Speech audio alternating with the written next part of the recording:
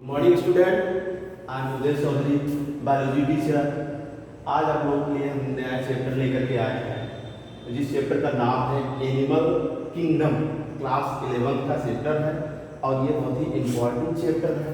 इसके थ्रू हम लोग जो है जितने एनिमल्स पाए जाते हैं अपने आसपास, डिफरेंट टाइप्स के एनिमल जो पाए जाते हैं, छोटे बड़े एनिमल जितने पाए जाते हैं, सब के बारे में स्टडी हम करेंगे। ठीक, तो इसमें हम लोगों को पहले क्या क्या चीज़ें पढ़नी है, दो चीज़ें इसमें मस्ट हैं। ठीक, फर्स्ट हमको पढ़ना है बेसिस ऑफ क्लासिफिकेशन।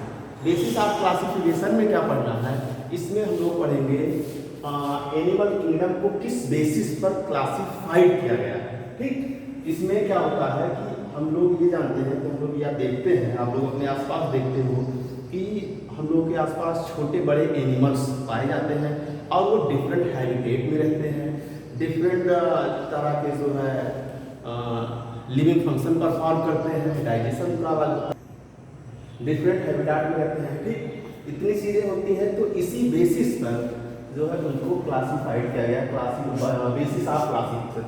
दूसरा हम लोग पढ़ते हैं क्लासिफिकेशन ऑफ एनिमल, तो ये हम लोग आगे पढ़ेंगे। इसमें हम लोग फाइलम के बारे में स्टडी करेंगे। ठीक, इसमें मेजर फाइलम क्या होते हैं, माइनर फाइलम क्या होते हैं। ओके, तो सबसे पहले हम लोग यही स्टार्ट करते हैं basis of classification. Animal kingdom को किस बेसिस पर क्लासिफाइड किया गया है। Okay, classification of animal on the basis of body organisation. तो फर्स्ट हम लोग स्टडी करेंगे एनिमल किंगडम को किस बेसिस पर क्लासिफाइड किया गया है। तो इसमें दिया गया है बेसिस ऑफ बॉडी ऑर्गेनाइजेशन के बेसिस पर दिया गया है। फर्स्ट इसमें है ए सेलुलर और protoplasmic level of body organisation. ऐसे एनिमल जिसकी बॉडी ओनली वन सेल से मिलकर बनी होती है उनको बोलते हैं ए सेलुलर लेवल और protoplasmic level of body organisation. ठीक, इसका एग्जांपल फाइलम प्रोटोजोआ। तो प्रोटोजोआ फाइलम में आप जितने भी एनिमल देखेंगे उनकी बॉडी जो है एक ही सेल से मिलकर बनी होती है। जैसे आप देखते हो euglena, paramecium, amoeba, entamoeba histolytica, gingivalis and different etc, ढेर सारे एनिमल्स पाए हैं। इसके बाद दूसरा हम लोग पढ़ते हैं cellular level of body organisation. ऐसे एनिमल जिनकी बॉडी ढेर सारी सेल से मिलकर बनी होती है उसको जो है cellular level of body organisation बोलते हैं। ठीक, लेकिन इसमें आपको याद रखना है ढेर सारी सेल मिलकर के टिश्यू बनाते हैं, यहाँ पर टिश्यू का फॉर्मेशन नहीं होगा। यहाँ पे आपको केवल सेलुलर में ढेर सारी सेल्स मिल करके ऑर्गेनिज्म बना लेती है, बॉडी बना लेती है। ठीक, लेकिन टिश्यू का फॉर्मेशन नहीं करती। इसलिए एग्जाम्पल हम लोग लेंगे पॉलीफेरा फाइलम लोग पढ़ेंगे। फिर इसके बाद हम लोग पढ़ते हैं tissue level of body organisation. ऐसे एनिमल जिसमें टिश्यू का फॉर्मेशन हो जाता है या होने लगता है, तो इसमें हम लोग पढ़ते हैं, ये आता एग्जांपल सिलेंट्रेटा फाइलम। आप लोग जानते हैं सिलेंट्रेटा फाइलम के एनिमल जो होते हैं हाइड्रा होता है, ठीक है, मैक्रीडियम होते हैं, फाइसीलिया होता है, ये सारे आरेलिया होता है, जेलीफिश जिसको बोलते हैं, ये सारे एनिमल आप याद रखें सिलेंट्रेटा फाइलम। इसी का दूसरा नाम है निडेरिया बोला जाता है। ओके, इसके बाद हम लोग नेक्स्ट पढ़ते हैं organ level of body organisation. ऐसे एनिमल जिनकी बॉडी में ऑर्गन बनना स्टार्ट हो जाता है उसको organ level of body organisation बोला जाता है। इसका एग्जांपल है फाइलम प्लेटीहेल्मिन्थेस। फाइलम प्लेटीहेल्मिन्थेस, प्लेटी होता है फ्लैट ऑन बोथ साइड और हेल्मिन्थेस होता है वार्म। ऐसे वार्म जिनकी बॉडी दोनों साइड से फ्लैट होती है उसको बोलते हैं प्लेटीहेल्मिन्थेस।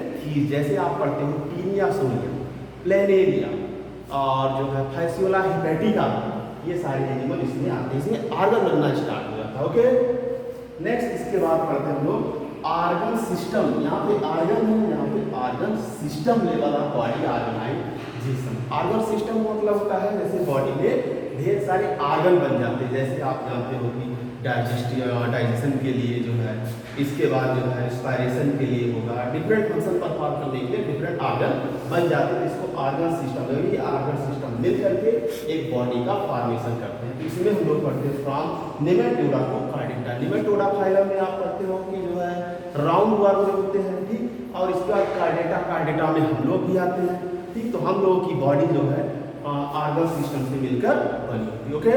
ओके, नेक्स्ट हम लोग पढ़ेंगे classification of animal on the basis of symmetry. Body symmetry के बेसिस पर हम लोग एनिमल को डिवाइड कर सकते हैं। सिमेट्री क्या होता है? जैसे किसी एनिमल को हम लोग को डिवाइड करना हो, ठीक है, तो कैसे हम लोग डिवाइड, उसकी बॉडी को कट करके कैसे डिवाइड कर सकते हैं, या किसी की बॉडी को हम लोग डिवाइड नहीं कर सकते, बराबर भागों में या जो इक्वल हाफ में डिवाइड हम लोग नहीं कर सकते।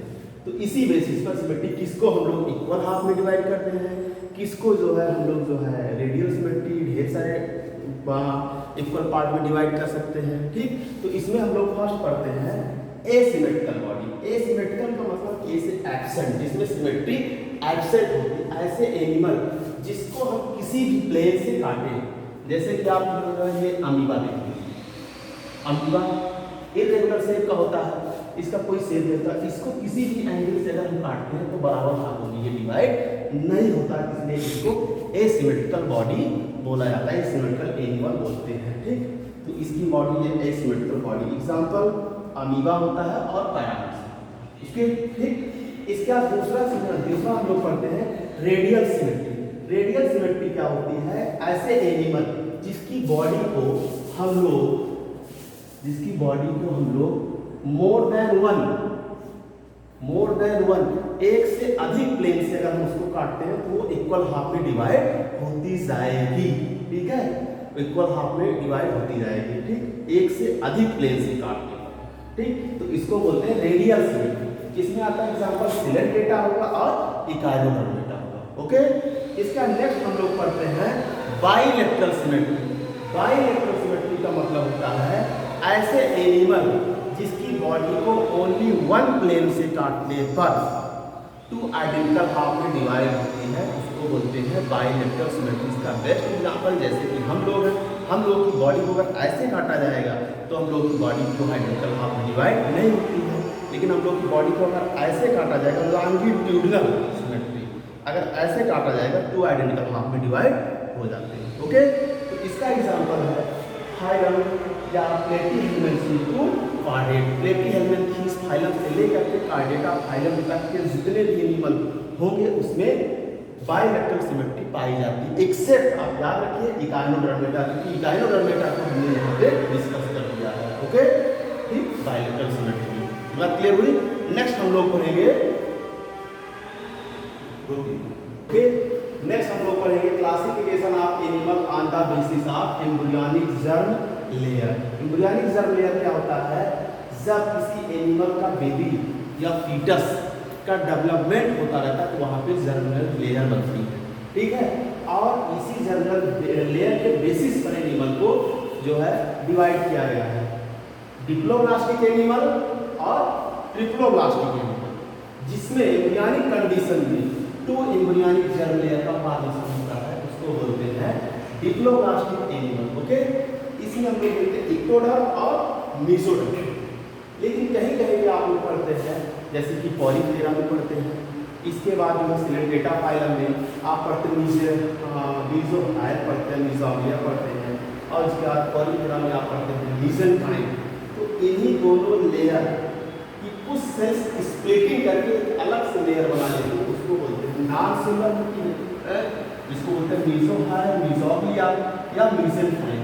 ओके, तो यहाँ पे आप कह सकते हो ये तीसरी लेयर नहीं होती है, केवल टू लेयर की होगी। इसका एग्जांपल होगा पॉलीफेरा और सिलेंडेटा। तो डिप्लोब्लास्टिक एनिमल क्लियर। इसके बाद ट्रिप्लोब्लास्टिक एनिमल्स, ऐसे एनिमल जिनके फीटल लाइफ में, ठीक है, 3 जर्मिनल लेयर का फॉर्मेशन होता है, तो उसको बोलते हैं ट्रिप्लोब्लास्टिक एनिमल। इसमें 3 जर्मिनल लेयर का फॉर्मेशन हो जाता है, जिसको बोलते हैं फर्स्ट है इक्टोडर्म, मेसोडर्म, एंडोडर्म। यदि तीनों जर्म लेयर बॉडी के डिफरेंट ऑर्गन का फॉर्मेशन करती है, जैसे ब्रेन की ओरिजिन जो होती है इक्टोडर्मल होती है, लंग्स की ओरिजिन मेसोडर्मल होती है, ऐसे ही एंडोडर्मल जो है डिफरेंट ऑर्गन का फॉर्मेशन करती रहती है। तो एग्जांपल इसमें प्लेटीहेल्मिन्थेसी से लेकर के कार्डेटा फाइलम तक के एनिमल में 3 जर्म लेयर पाई जाती है। ओके, नेक्स्ट, ठीक, नेक्स्ट हम लोग पढ़ेंगे classification of animal on the basis of coelom. तो सबसे पहले हम लोग ये जानते हैं, ये पता करना है सीलोम होता क्या है और अभी हमने पहले बताया कि जो है डिप्लोब्लास्टिक ट्रिप्लोब्लास्टिक होता है, तो सीलोम जो होता है उसकी ओरिजिन होती है मेसोडर्मल इन ओरिजिन। ठीक, तो सीलोम क्या होता है, सीलोम जो है हम लोग की बॉडी में body wall and gut wall, space between body wall and gut wall, ठीक, दैट इज जो है सीलोम। या आप कह सकते हो cavity which is present in body wall and gut wall के बीच में जो कैविटी प्रेजेंट होती है उसको सीलोम बोलते हैं। जैसे यहाँ देखिए आप लोग, ये आपका विसरल आर्गन हो गया, इंटरनल आर्गन, और ये आपका बॉडी वॉल हो गया, इसके बीच में जो गैपिंग, ठीक है, इसी को बोलते हैं गैपिंग को बोलते हैं बॉडी कैविटी या सीलोम बोलते हैं।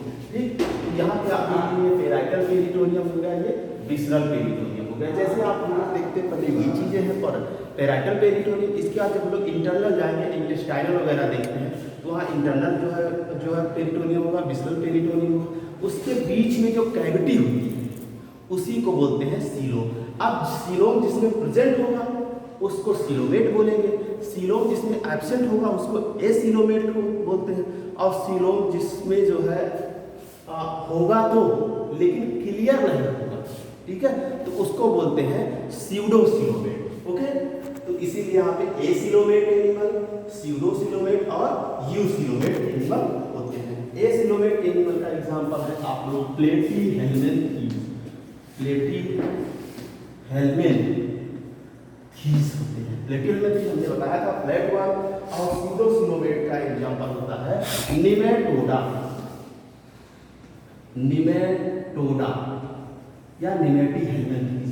इसमें सीलोम क्लियर नहीं, जैसे ये है, ये बॉडी वॉल गट वॉल, इसके बीच में स्कैटर फॉर्म यहाँ पे ऐसे ऐसे पड़े होते हैं, ठीक है, तो इसी को बोलते हैं हम लोग स्यूडोसीलोमेट। ठीक, और जिसमें कंप्लीटली प्रेजेंट होता है, ठीक है, उसको यूसीलोमेट बोलते हैं। अब यूसीलोमेट भी दो तरह का होता है, एक होता है साइजोसीलोमेट और दूसरा होता है एंटेरोसीलोमेट।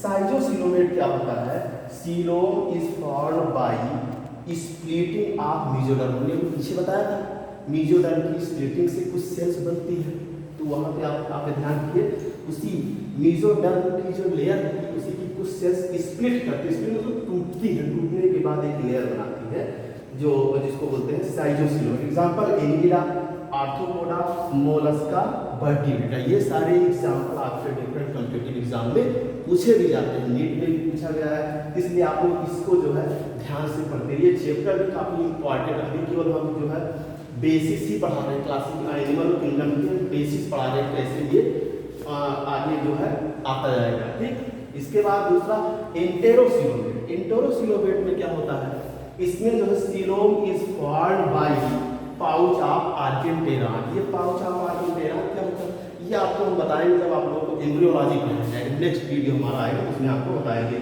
ठीक है, ये एम्ब्रियोनिक कंडीशन में पाउच ऑफ आर्केंटेरॉन बनता है, तो वहाँ से जो सीलोम बनता है उसको एंटेरोसीलोमेट बोलते हैं। इसका एग्जांपल आप लोग इकाइनोडर्मेटा और कार्डेटा, कार्डोडर्मेटा से कार्डेटा। लेकिन कार्डेटा में आप ये भी याद रखिएगा, कार्डेटा में प्रोटोकार्डेट एनिमल्स जो कार्डेटा के पहले बने थे, प्रोटो मींस फर्स्ट, कार्डेट में एनिमल, जैसे आप बोलते हो हेमिकार्डेटा, यूरोकार्डेटा, सिफेलोकार्डेटा, तो प्रोटोकार्डेट में एंटेरोसीलोमेट होगा। और यहाँ पे आप साइजोसीलोमेट वर्टिब्रेटा, वर्टिब्रेटा जैसे हम लोग आते हैं इसमें वर्टिब्री प्रेजेंट होती है, उसको बोलते हैं वर्टिब्रेटा। ओके, नेक्स्ट पढ़ेंगे।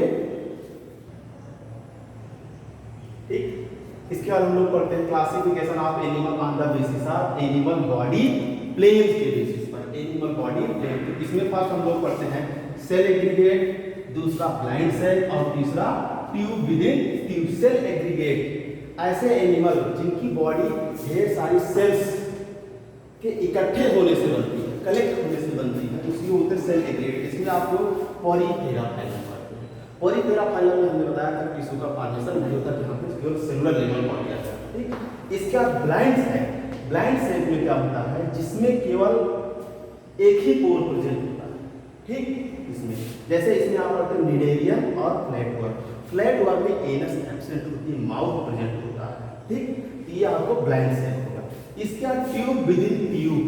ट्यूब विदिन ट्यूब का मतलब होता है जैसे एक बॉडी है उसके अंदर एक और ट्यूब, जैसे हम लोग की बॉडी में ट्यूब लाइन, इसके बाद फिर ट्यूब होती है। जैसे कि आप देखते हो अर्थवाद ट्यूब की तरह आपको दिखाई देता है, उसके अंदर जो एलिमेंट्री कायनात होती है वो भी ट्यूब की तरह होती है, तो उसी को बोलते हैं ट्यूब विद इन ट्यूब।